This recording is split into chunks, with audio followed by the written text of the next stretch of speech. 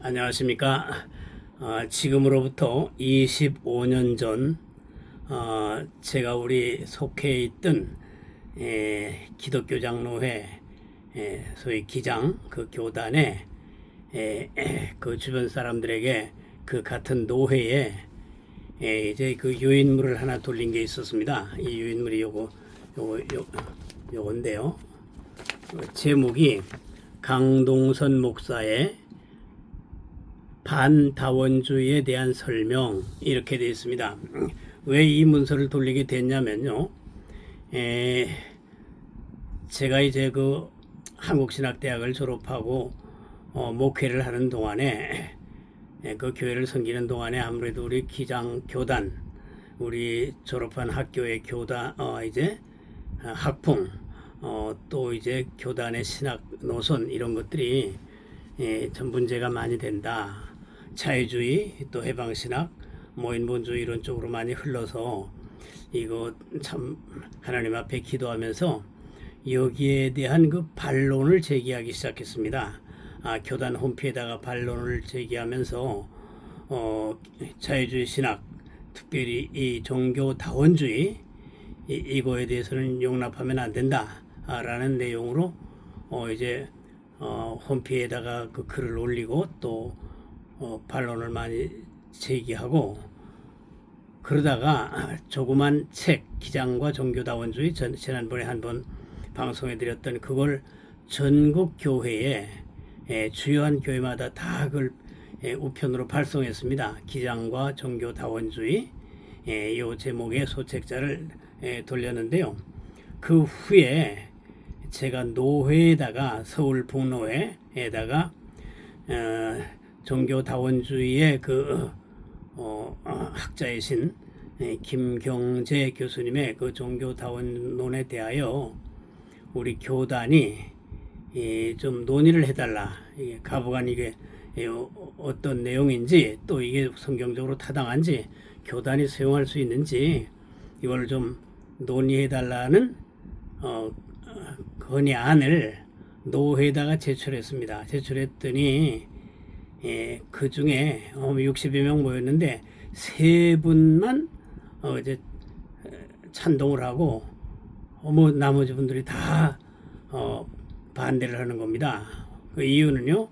우리 기장교단이 학문의 자유가 있는 곳이고 이것이 자랑인데 이거 교단과 우리 한신대의 소위 그 브랜드 가치인데 뭐 이런 걸 가지고 노회에다가 안건으로 올리고 뭐 총회에다가 이걸 논의해달라고 하냐. 그래서 겨우 3사람만 이거 논의해야 된다라는데 의견을 같이 하고 나머지 50분 넘는 분들은 다 반대해요. 그래서 제가 그 후에 지금 보여드렸던 그 유인물을 그 노회원들에게 나눠드리고 그 주변에도 돌리고 있습니다. 강동선 목사의 반다원주의에 대한 설명. 왜냐면 그 자꾸 뭐 얘기하고 저 사람 왜 저러나 이렇게도 하기 때문에 그 제가 좀 미리 설명이 필요하다 이렇게 느꼈습니다. 그래서 한번 읽어드리겠습니다. 이게 왜 그러냐면요. 이게 간단치 않은 문제가 기장교단 즉 한국기독교장로회는요. 뭐 교회는 한 1,500교회밖에 안 되지만 신학적으로 자유주의 신학, 성경 비평학, 또 사회구원 이런 쪽으로 이제 그 노선을 가지고 있기 때문에 한국 교회 전체에 미치는 영향과 그 파급 효과가 또 해치는 그 부정성이 대단히 큽니다. 크기 때문에 뭐 이게 운명인지 하나님의 섭리인지 뭐 기질인지 모르겠습니다만은 여하간에 저는 여기 동의할 수가 없어가 이 교단의 신학 노선에 동의할 수가 없어서 이런 일을 하게 됐는데 원래 옛날에도 뭐 다 우리 한신대 교육을 받으면서 이건 아니다 하고 생각해서 나간 분들이 있지만 다 조용히 다른 교단으로 가버리거나 그랬습니다. 맨 처음에 51명 학생들이 뭐 반란을 일으켰다가 다 잘리거나 뭐 흩어지거나 그러고 말았습니다. 그러다가 한 교단 역사가 좀 7, 80년이 됐는데 제가 이제 좀 외람되게 그 기장 목사로서 여기에 대한 안티 운동을 꽤나 집요하게 한 편입니다. 그러다가 지금은 하도 교단이 신학이 싫으면 나가라고 하도 하길래 뭐 험한 말 견뎌내기도 어렵고 해서 그냥 제가 이제 교단 밖으로 나왔습니다.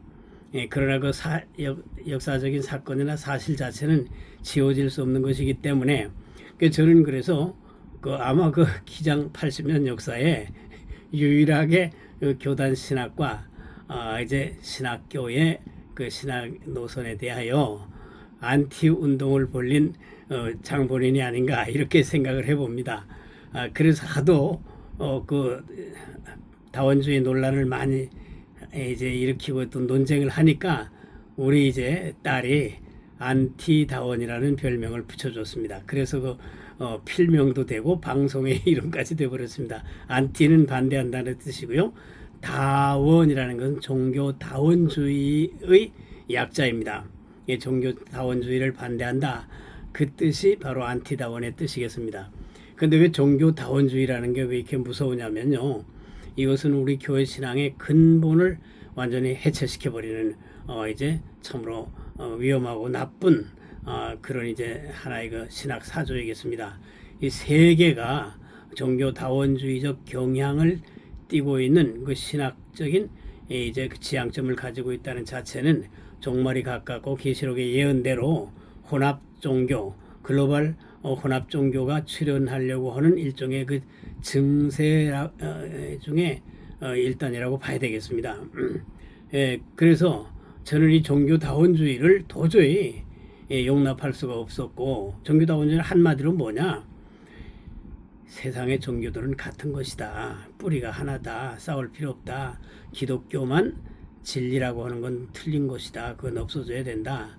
그런 얘기는 없어져야 된다. 이렇게 이제 무서운 사조입니다. 그렇기 때문에 물론 처음에 그들이 그렇게 뭐 과격한 말 하진 않죠. 뭐 종교 간에 대화해야 된다. 이웃 종교를 인정해야 된다. 하나님은 다른 종교에도 뭐 계시하시고 말씀하시고 하신다. 그러다가 다른 종교에도 구원의 역사가 있다. 그러다 모든 종교 뿌리는 하나다. 이름만 다를 뿐이지. 이제 모든 것은 다 하나님을 찾고 경배하는 일종의 그 이름이 다른 것일 뿐이지 종교들은 뿌리가 하나이다. 우리 그 함석헌 선생님이 이제 지금 신세대는 잘 모르시지만 한 시대를 풍미했던 함석헌 선생님은 일찍부터 그 종교다원주의, 즉 이제 모든 종교는 파고 들어가면 보면 하나다라는 주장을 했습니다. 그의 스승 유영무 선생님도 그렇고요. 그래서 이제 그 여파가 한신대학 기독교 장로회 기장교단으로 흘러들었습니다. 그래서 이 김경재 교수님 이제 얼마 전에 찾고 하셨습니다. 그 김경재 교수님이 바로 그 종교다원주의를 함석헌 옹의 주장에서부터 출발해가지고 모든 현대신학 사조를 섭렵하면서 드디어 한국 신학계에 종교다원주의라는 확고한 나무를 심어놓은 분이 됐습니다.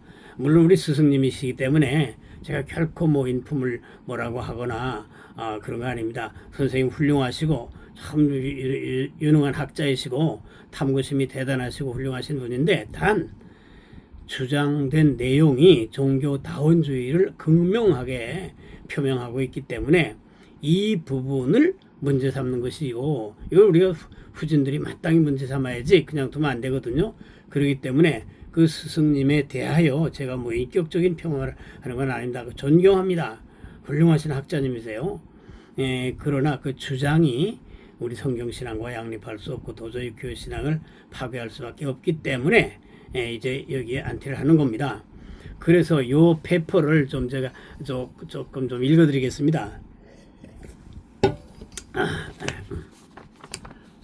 서문입니다. 지난 10월 24일 하름교회당에서 열린 기장 서울 북로의 79회 정기회에서 김경재 교수의 다원주의적 융합신학에 대하여 총회가 대책을 세워주도록 요청하는 안건을 놓고 찬반 양론을 벌이다가 표결로 부결 처리하였다.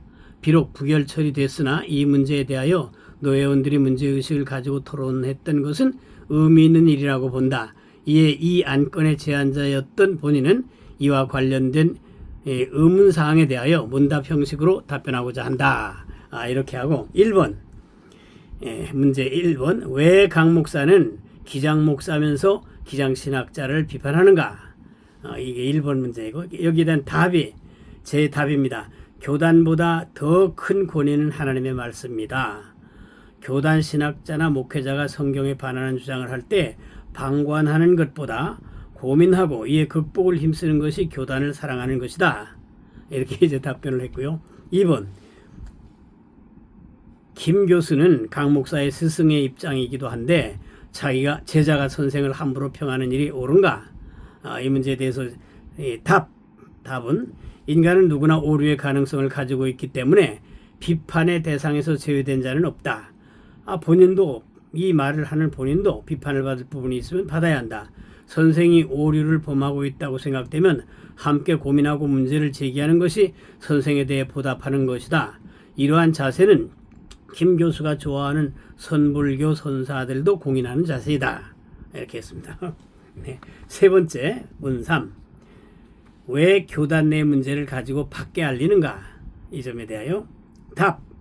김 교수의 다원주의 주장이 워낙 광범위하게 홍보되었고 한국신학계의 다원주의 대표학자로 자리매김된 상태이기 때문에 김 교수의 다원주의가 곧 기장이나 한신의 신학인 것처럼 인식되고 있으며 보수파로 하여금 기장을 비난하는 빌미를 제공하고 있다.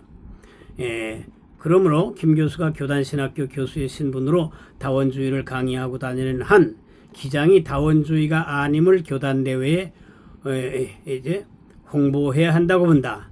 그냥 두면 기장은 더 의심받는다. 그 다음에 문 4. 네 번째 질문입니다. 김 교수와 만나서 대화하고 풀면 될 것 아닌가? 만나보지도 않고 비판만 하는 것이 온당한가? 여기에 대한 답을 이제 말씀드립니다. 김 교수는 두 가지 말을 한다. 대화할 때는 정통임을 변증할 수 있는 논리를 많이 가지고 있다. 대화가 필요하지만 말싸움이나 감정으로 흐르기 쉬운 위험도 있다. 그러다 보면 감정이 개입된다. 가급적 감정이 개입되는 것을 삼가야 한다. 반다원주의 운동이 진리 문제를 함께 고민하는 과정이지 김 교수와 싸우고 그를 퇴진시키려는 것이 아니다. 나도 김 교수의 학문적인 열정과 탐구심은 존중한다. 특히 동양 사상의 어려운 부분들에 대하여 성의껏 연구하는 것은 중요한 부분이라고 본다. 다만 불교에 경도되고 범신론적 인식을 토대로 교회가 수용할 수 없는 이단적 주장을 하는 것이 문제이다. 그렇습니다. 그 다음에 문 5, 다섯 번째 질문. 김 교수의 설교나 강의를 들어보면 은혜롭고 심오하다. 많은 사람들이 김 교수를 통해서 은혜 받는데 왜 강 목사는 비판하는가? 여기에 대해 답은 김 교수의 다원주의는 변선환 교수의 경우와 다른 특징을 가지고 있는데 여기 변선환 교수는 감리교 신학대학의 교수였다가 종교 다원주의적 주장을 했다가 교단으로부터 목사직을 파직당한 분입니다. 변선환 교수의 경우와 다른 특징을 가지고 있는데 변 교수는 다원주의 주장의 일관성을 유지하고 있으며 그에 대한 문책도 받았다. 그러나 김 교수는 두 가지 말을 번갈아 가면서 한다. 교인을 상대하거나 교회 집회 시에는 온전한 그리스도인인 것으로 자기를 각인시킨다. 이것은 우리로 하여금 혼란을 일으키게 하고 판단을 어렵게 만드는 부분이다. 김 교수의 다원주의 종교 융합 신학대로 하면 교회에서 은혜를 끼친다는 것이 이상한 일이다. 이 은혜의 내용을 분석할 필요가 있다. 김 교수 자신도 다원주의면 그 논리에 충실하고 일관해야지 양쪽의 표현을 이리저리 사용하는 것은 온당치 못하다고 본다. 네. 그 다음에 문 6, 여섯 번째입니다. 진리를 그렇게 단순한 흑백으로 두 자로 뜨듯이 명백히 할 수 있는 것인가? 라는 질문에 대하여 저의 답은 그랬습니다. 김 교수는 바로 이 부분을 가지고 자기를 정당화시키고 있다. 진리나 궁극적 실제는 모호하며 전체적이며 포괄적이며 신비 자체이기 때문에 인간의 유한한 인식 능력과 언어 능력으로는 양쪽 모두를 말할 수밖에 없다고 할 것이다. 그러나 이것은 온당치 않은 태도라고 본다. 성경은 옳고 그른 것을 분명히 하라고 한다. 우리 인식의 상대성과 언어의 한계성이라는 것을 방패로 이 말 저 말 하고 다니면 안 된다. 회의주의, 역사주의, 상대주의를 극복하는 것이 신학의 사명이다. 이렇게 답을 했습니다. 그 다음에 문 7, 일곱 번째 질문에 대한 답입니다. 일곱 번째 질문, 기장은 태생부터 학문의 자유를 추구하고 있으며 이것이 기장의 자랑이다. 이런 맥락에서 본다면 강 목사는 교리를 가지고 남을 정죄하려는 인상을 주고 있지 않은가. 여기에 대한 저의 답은요, 우리 기장은 이런 부분에서 오해하는 측면이 많다. 우리는 회의주의나 상대주의에 빠져 허우적거리는 게 목적이 아니고 도그마, 즉 절대적 진리를 얻기 위한 것이 진리 추구의 목적이다. 그러나 우리에게 이 도그마, 교리라는 표현은 곧 남을 정죄하는 도구나 제국주의의 무기로 여기는 습관이 있다. 이것은 자유주의 신학자들이 세뇌시킨 내용에 불과한 허상일 뿐이다. 정치나 어떤 물리적 목적 달성에 목적이 있는 것이 아니고 진리를 함께 고민하는 과정일 뿐이다. 여덟 번째 질문, 강 목사가 쓴 기장과 종교다원주의는 김 교수의 글의 일부분만 문제 삼고 전체 흐름을 외면하는 것이 아닌가? 여기에 대한 저의 답은 그렇습니다. 그렇지 않다. 부분은 전체를 요약하며 전체가 가지고 있는 본질이 표출된 것이 부분이다. 학자는 자기가 주장한 이론의 작은 부분들도 책임을 져야 한다. 특히 신학일 경우에는 교회와 교인들이라는 현장이 있기 때문에 더욱 그렇다. 네. 그 다음에 문 아홉 번째 퀘스천 9입니다. 다원주의도 하나의 유행이고 진리가 아니면 곧 소멸되고 말 텐데 왜 그렇게 신경을 쓰는가? 여기에 대한 저의 답은 그렇습니다. 다원주의는 당분간 세계 정신을 지배하는 이데올로기로 막강한 힘을 발휘할 것이며 다원주의를 토대로 한 혼합주의가 주류로 자리 잡을 가능성이 있다. 이 다원주의는 모든 종교는 궁극적으로 같은 것이다 라는 신념을 토대로 하고 있는 점에서 이제까지 나타났던 어떤 주장보다도 위험한 이론이다. 김 교수가 존경하는 함석헌, 유영무 선생도 모든 종교는 궁극에서는 같은 것이라고 본다. 적어도 목회자들이라면 일시적인 현상이 아닌 것을, 이 종교다원주의가 일시적인 현상이 아닌 것을 직감하게 될 것이다. 문 10번 10번째 질문입니다. 다원주의가 그렇게 위험한 것인가? 학문적인 시도일 뿐인데 세계에서 들으면 되지 과민할 필요가 없지 않은가? 여기에 대하여 저기의 답은 다시 말하지만 종교다원주의의 가장 핵심은 모든 종교의 뿌리는 같다고 보는 인식이다. 이것은 하나님의 은혜와 복음과 계시를, 하나님의 은혜의 복음과 계시를 인간이 만든 종교와 섞어서 그리스도인으로서의 사고와 고백을 마비시켜버린다는 점에서 위험한 이론이다. 신학적 사유 자체도 말씀의 심판을 받아야 한다. 적어도 기장이 그리스도의 몸된 교회의 공동체라면 본인이 아닌 누구라도 다원주의와 싸워야 한다. 바울이나 모든 사도들이 다원주의를 용납했으면 순교당했을 리가 없다. 성경은 하나님 아닌 것이 하나님으로 가장하고 나오는 것에 대한 싸움의 기록이다. 종교다원주의는 물질과 인간을 신의 자리로 격상시키고 조작된 일체감에 빠져서 허우적거리게 되는 범신론적 신비주의로 직행하는 코스이다. 네, 이렇게 답을 했습니다. 그 다음에 문 11, 11번째 질문입니다. 강 목사는 기장 목사이면서 기장에 대하여 비판적이거나 부정적 마인드를 가지고 있는 것은 아닌가? 여기에 대한 답. 기장은 출발 당시에 교권적 바리새주의와 반대하여 나왔는데 대부분 기장 사람들은 교권에서 해방되어 성경 말씀대로 잘 믿어보자는 분위기였다.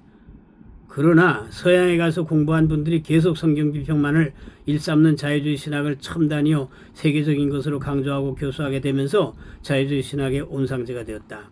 신학자들이 이념 설정을 잘못하고 교회와 신앙에 도움보다는 역기능하는 신앙만을 맹목적으로 수입 배포한 것이 문제였다. 자유주의 신학을 공부했어도 이것을 극복하고 성경 계시에 철저해진다면 좋겠지만 이에 실패할 경우 치명적인 독약과 같은 것이다. 신학자들은 민주화 운동에 공헌한 것을 큰 공적으로 이제 말하고 있지만 이것은 서양 사람들이 더 많이 한 것이고 기장은 거기에 한몫 보탠 것뿐이다. 또 인권운동이나 민중신학은 영혼구원의 선교 이념을 폐기해버린 대안으로서 나온 사회구원적 선교 이념의 결과물이지. 결과물이기 때문에 궁극적으로 선교 이념을 폐기해버린 것, 대안으로 나온 사회구원적 선교 이념의 결과물이기 때문에 궁극적으로 긍정적으로 볼 수 없다. 긍정적으로 볼 수 없다. 사회구원적 이념을 배경으로 한 행동주의는 인간 영혼의 욕구에 부응할 수 없으며 공허한 자아상실의 정신적 빈곤을 초래한다는 점에서 냉정한 반성이 요구된다고 본다. 기장의 교역자들은 다소 자신이 잘못된 신학과 피해자인 것을 인정하고 이것을 치유하는 데 주저함이 없어야 할 것이며 특히 신학교육을 담당했던 학자들은 교회를 해치는 신학만 수입해 배운 것에 대하여 반성이 있어야 할 것이다. 문 12, 12번째 WCC의 선교 이념이 타종교에 대한 포용을 전제하고 있는 것은 아닌가? 답. WCC의 혼합주의의 지향적인 성격에 대하여 우리 지역교회는 슬기롭게 대처하고 여기에 반항해 안티해야 된다고 본다.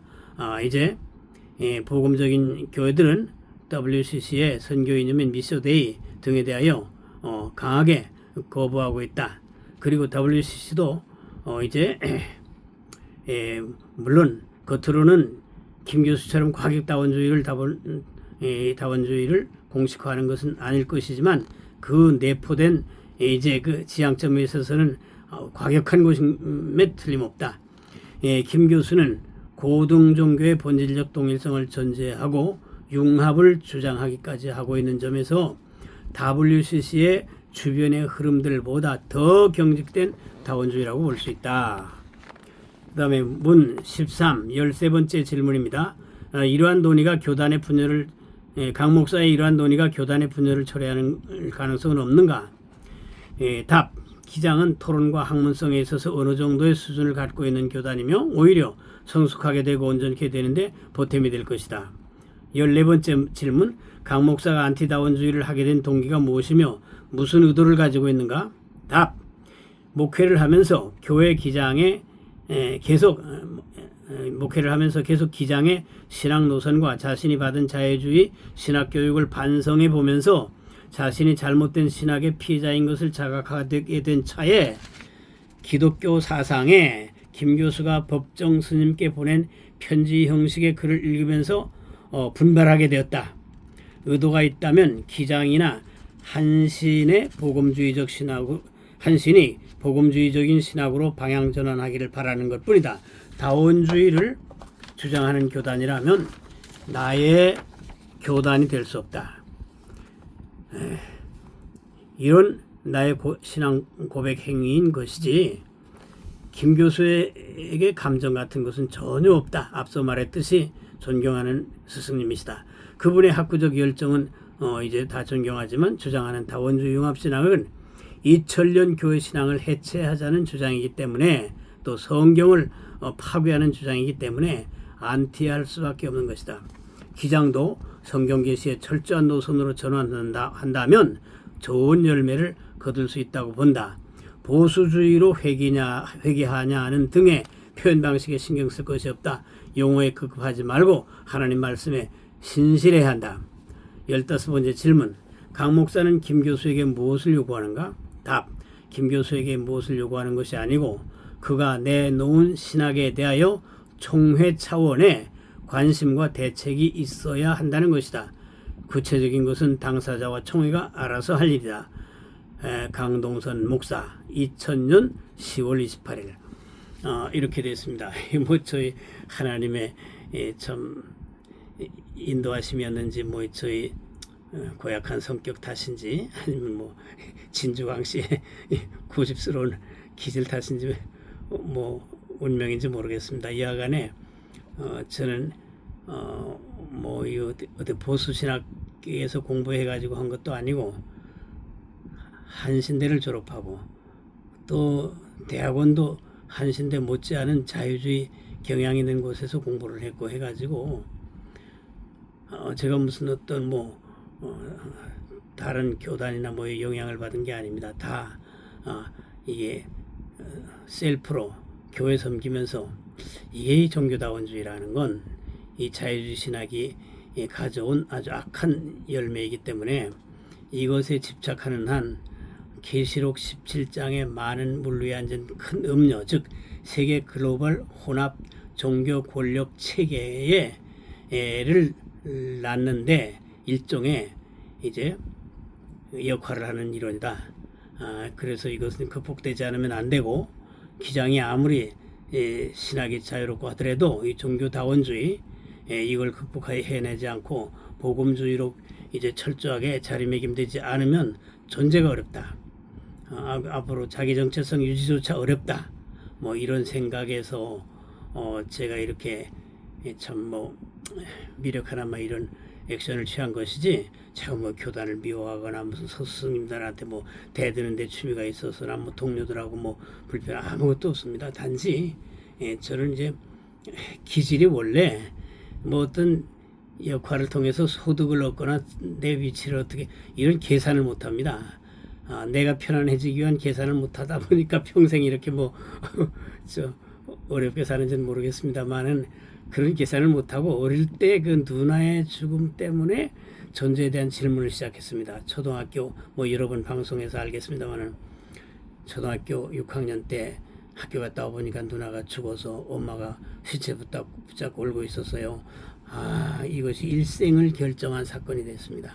그때부터 제가 학교 중학교 진학도 못할 정도로요 아파가지고 감당을 못했습니다. 그런데 하도 그렇게 하니까 이제 우리 이모가 다니는 중문 성당에 천주교에 저를 어린아이를 갖다 놓고 신부님한테 좀 기도 부탁하면서 거기서 이제 중학교 1학년 입학했다가 아파가지고 견디지 못해서 그렇게 학교를 관두고 그 중문 성당에 가서 그 신부님 심부름 하면서 신부님 기도해주고 같이 이제 한 방에 자고 그러면서 한 학기를 지내가지고 간신히 좀 정신이 회복돼가지고 와서 이제 중학교를 다시 다니는데 한 학기를 입학했다가 그만두고 여름방학 때까지 가 있었던 그 어린애가 어떻게 학교 공부를 따라갈 수가 있겠습니까? 복교는 됐지만 옛날이니까 그렇게 오래 결석해도 복교를 시켜줬습니다. 그런데 문제는 항상 이 죽음의 문제에 대한 스트레스가 있는 겁니다. 인간이 산다는 게 난 이해가 안 돼. 다들 돈 벌고 잘 살아보겠다고들 광분하고 대학교도 가고 결혼도 하고 난리치는데 결과가 죽음인데 왜 저렇게 난리를 치고 아들 죽음이 기다리고 있는데 얼마 없으면 대통령도 죽고 여자도 죽고 남자도 죽고 운동선수도 죽고 다 죽는데 재벌도 죽고 다 죽는데 왜 저렇게 광분하고 이 삶이 무엇인지 죽음이 무엇인지 된 근본적인 데는 관심도 없이 저렇게 광분하나 그게 제1 의심이었습니다. 그렇게 하다가 도저히 학교 공부도 따라가기 어려웠지만 간신 중학교 졸업하고요. 이제 제주농업고등학교를 갔는데 거기 참 1학년 간신히 마치고 저는 이 죽음의 문제, 이 존재 문제를 해결하지 않고는 살 수가 없다, 살 필요도 없다. 이런 이제 각오를 가지고 부산으로 탈출을 했습니다. 원래 저는 영등포에서 태어났는데 부모님이 이제 제주도에 계시기 때문에 제주도로 이제 내려갔습니다. 어린 시절을 제주도에서 컸는데 이제 그러다가 이제 부산으로 또 탈출을 해서 목적은 단 하나였습니다. 이 우주 만물의 진상을 깨달은 도인을 만나서 이 존재 세계에 대한 답, 왜 이 세계는 존재하게 됐고 존재한다는 것은 무엇이며 사는 것은 무엇이며 죽고 나서는 어떻게 되고, 그리고 이 세계는 있다가 어떻게 될 것이, 이런 본질적인 질문만이 나의 영혼을 휩싸고 감싸버렸지, 다른 건 관심이 없어요. 그건 너 먹고 살려니까 알바도 하고 뭐 취직도 하고 하면서도 오로지 그거예요. 오로지 그거예요. 그래가지고 동양 철학하는 데 가서도 부산에서 막 거기서 막 이제 공부도 하고 또 절에 들어가서 또 스님들한테 배워본다고 난리도 쳐보고 별거 다 해봤습니다. 별거 하다가 이제 부산엔 도인이 없다. 서울로 가서 내가 태어난 서울로 가서 도인을 만나야겠다 하고 이제 하여간 독서를 엄청 했습니다. 보이는 책마다 막 읽어대고 해가지고 했는데 서울에 와서 이제 우유 배달 알바도 하고 별거 다 하면서도 이 명사들 이제 강의하는데 세미나 하는데 막 쫓아다녔습니다. 김영섭 선생님, 함석건 선생님, 뭐 이제 뭐 유영모 선생님, 뭐 신상초 선생님, 뭐 안병욱 선생님, 뭐 할 것 없이 명사들이 세미나 하는데, 지금은 세미나지만 옛날 강연회 쫓아다니고 이제 청계천에 헌책방에서 알바해가지고 책 사서 막 그냥 읽고 비판해버리고 하는데, 어느 날 뭐 제가 여러 번 방송했으니까 아시는 분도 있겠습니다만, 청계천에서 철학과 종교의 대화라는 책을 딱 손에 붙잡았는데 짜릿한 거예요. 이상해. 다른 데는 뭐 웬만한 인문학 책 사서 다 읽고 비판해버리고 쳐다보지도 않고, 기독교인들이 뭐라고 해도 다 그 지어낸 얘기지 무슨 천당적 뭐 웃기고 있네 이렇게 하고 다 그럴 정도로 시니컬한 허무주의자였습니다. 청년 시절이 허무주의자였는데, 도저히 하나님이 하신 일이라고밖에 설명할 수가 없어요. 그 책을 잡았는데 짜릿하고 가슴에 야, 이 책 꼭 사야 되겠다 라는 생각이 들었어요. 무슨 별책도 아니에요. 고전도 아니고 그냥 우리 최필근 목사님이 쓴 책인데, 그것이 저에게는 일생의 고전이 됐습니다. 그 책을 사가지고 그날 밤 꼬박 새면서 한밤에 책 한 권을 다 읽었습니다. 뜬 눈으로 아침에 우유 배달 나갔습니다. 그리고 이제 우유 배달 마치고 이 책을 쓰신 최필근 목사님을 찾아 나서기 시작했습니다. 내가 도인을 찾아다녔는데 하나님은 최필근 목사님이라는 도인을 마련해 놓으셔가지고 그 목사님을 만나서 한 5개월 정도를 주일 빼고 매일 비가 오나 눈이 오나 우유 한 병 들고 찾아가서 맹렬한 토론을 했습니다.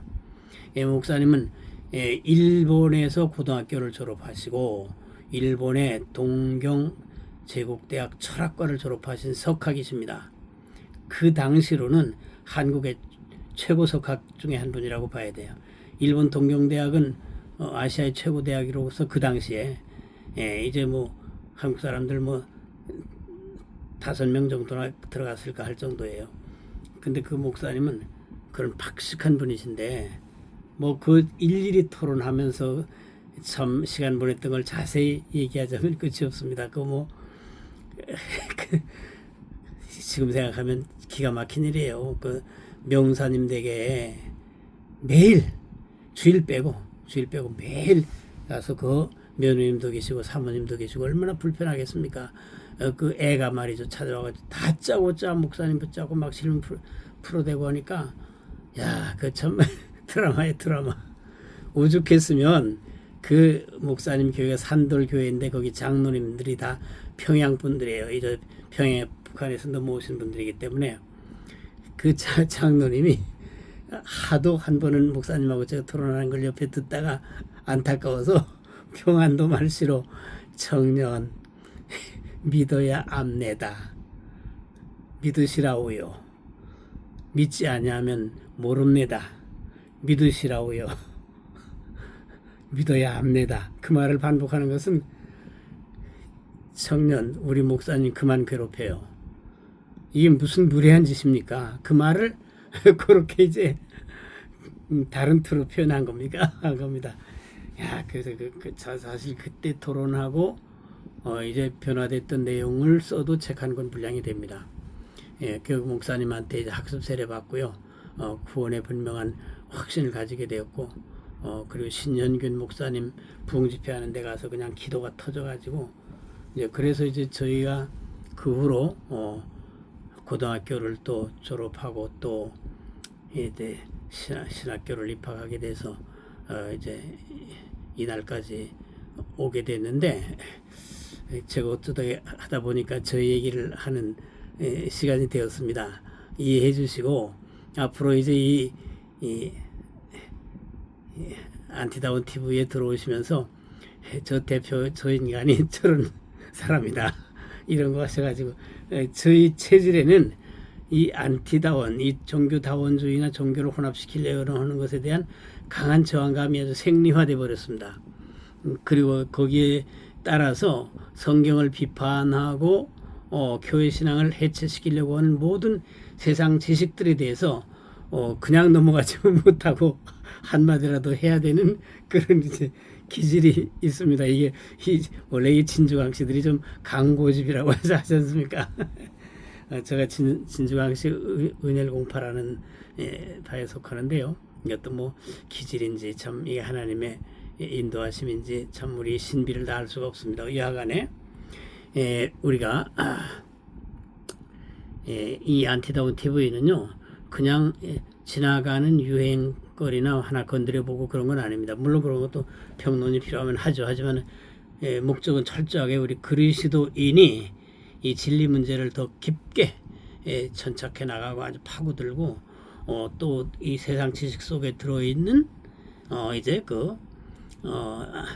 교회 신앙을 해체시키려는 요소에 대해서 싸움을 걸고 그런 분이 하나님이 인도하셔서 그렇게 되셨으리라고 봅니다. 저는 그 어릴 때부터 탐구하던 그 기질 때문에 이 목회자로서는 현직의 목회를 하면서 지금까지 하면서 대학교 서양철학과에 들어가서 18년을 공부했습니다. 두 학교 전전하면서 그 18년은 다 연수를 합한 것인데 그 중에 이제 휴학한 기간을 몇 년 빼면 13, 14년은 될 것 같습니다. 좀 길면 15년 정도 될 것 같은데 목회자님들이 현직 목회하면서 신학이 아닌 철학과에 들어가서 10년 세월 이상을 보낸다는 것은 거의 흔치 않습니다. 어렵습니다. 왜? 목회 자체도 힘든데 그것도 한두 학기 교양과정으로 하는 거 하거나 세미나 참석하는 건 몰라도 그 학교에 들어붙어 가지고 서양 철학을 아주 그냥 씨름하듯이 하면서 물론 나이도 있고 목회자가 공부하면 얼마나 했겠습니까만은 다 참 뭐 부족하지만은 어릴 때부터 몸에 배인 탐구심 때문에 이 강의하는 거 하나도 놓치질 않습니다. 그 또렷해요. 그냥 대강 하거나 어떻게 더 졸업장이나 따고 말이죠. 학위나 얻고 그런 것 저 관심이 없어요. 관심이 없습니다. 관심 없는데 어느 학교에 이제 대학원에 다니다가 세미나 중에 김용옥 교수를 하도 세미나 담당 교수가 이제 칭찬을 하길래 제가 왜 반론을 좀 하다가 감정이 좀 누적돼 가지고 그 학교에서 졸업을 못할 정도로 감정이 악화돼 버리고 말았습니다. 그 뭐 자세한 얘기는 명예상을 할 수가 없는 일이고 그래서 이제 거기 학교를 그만두고 저는 학교 이제 그만두려고 딱 이제 했는데 이제 선배 목사님께서 그냥 등록금을 보내주시면서 이왕 하던 것 좀 졸업을 하는 게 좋겠다 해가지고 다른 학교로 옮겨서 이제 그 선배님 그렇게 말씀하시는데 이제 불순종할 수도 없고 해서 해서 이제 졸업이라는 걸 했습니다만은 무슨 명예를 가지고 무슨 졸업장을 가지고 스펙을 쌓고 아무 관심이 없습니다. 그 다 죽으면 할 것인데 그 무슨 소용이 있냐는 게 항상 뇌리 속에 박혀 있습니다. 결혼을 하면 뭐하고 공부를 하면 또 뭐래. 모든 공부에 하는 척 해봤지만은 죽음 후의 문제라든지 인간의 문제 존재 본질적인 걸 무슨 답을 내놓은 게 있나? 아프라톤, 아리스토텔레스가 아무리 떠들어서도 그게 답이 돼요? 응? 칸트 해결이 답이 됩니까? 데카르트에서 우리가 만족을 얻을 수 있나요? 포스트 모던 철학이나 그런 소재에 대해 주제에 대해서 우리가 답을 얻을 수 있나요? 제가요 어릴 때 그 한참 고민할 때 아주 마음에 뜨겁게 공감했던 청년이 하나 있는데 일본에 그 이제 그 수제 청년이 있었습니다. 일본 동경 고등사범학교라는 데가 뭐 고등자 붙은 자기가 사범학교 수제들만 가는 학교에 거기 학생인데 존재 세계를 탐구해 보니까 답이 없다 이거야. 답이 없다 이거야. 그래가지고 이제 그 청년 그 학생이 일광이라는 해수욕장에 가서 자살하고 죽어버렸습니다. 그러면서 그 나무에다가 일광 해수욕장의 나무에다가 호레쇼의 철학이 무슨 권위를 가지겠느냐 왈불가해 이렇게 써놓고 뛰어들어 죽어버렸습니다. 호레쇼는 이제 셰익스피어의 작품에 나오는 이름이고요. 호레쇼의 철학이 무슨 권위를 가지겠느냐 왈불가해. 자기가 탐구해 보니까 철학자들이고 별거 얘기해봐야 답이 없다. 왈불가해. 이해할 수 없다. 깨달을 게 없다. 참된 지식이 없다. 이 존재 세계를 극명하게 밝혀주는 것은 없다. 왈불가해. 그렇게 나무에다가 새겨놓고 뛰어들어서 죽어버렸는데요. 그걸 소개한 글을 보고 제가 아주 그냥 이건 나의 롤 모델이다. 난 이거밖에 길이 없다. 내가 뭐 알아본 바로는 답이 없다. 그렇기 때문에 그 청년을 롤 모델로 생각하고 꼭 죽어야 답이 있다라는 생각이 항상 머리에 지배를 했습니다. 죽으면 존재가 없어지든지 아니면 뭐 흔적이 있으면 있든지 어떻든 답의 상태로 갈 거 아닌가. 내가 없어지든지 뭐가 있으면 있음의 형태로 뭐 있든지 답의 상태는 죽음밖에 없다라는 생각을 하고 죽음을 진짜 시도했습니다. 시도했는데 한 번 안덕계곡에서 뛰어내리려고 하는데 그 전도사님이 어떻게 발견해가지고 거기다 데려다가 이제 교회 데려다가 막 이제 진정시키고 해서 한 적도 있습니다. 그러다 보니까 이게 목회자가 됐어도요 늘 그 호기심, 탐구심, 뭐 지적인 추구의 욕망 이거 그치질 않습니다. 우리 집사람이 와이프 항상 저하고 같이 다니길 싫어해요. 왜냐하면 창피하대요. 같이 다니다가 뭐 남들이 싸우는 걸 보더라도 그냥 안 지나가고 꼭 옆에 가서 이유가 뭐예요? 하고 물어본다고 저희 별명을 이유가 뭐예요? 라고 조롱을 합니다. 그래서 창피해서 같이 못 다니겠다고 하는데 이게 일종의 어릴 때 누님을 잃고 그때 받은 쇼크가 일생을 지배하는 겁니다. 근데 섭리 면에서 보자면요, 누나의 죽음이 없었다면은 제가 그 우상 숭배로 가득한 집에서 이제 거기 절대 그 목회자가 된다는 건 상상할 수도 없습니다. 기독교인이 된다 상상할 수도 없어요.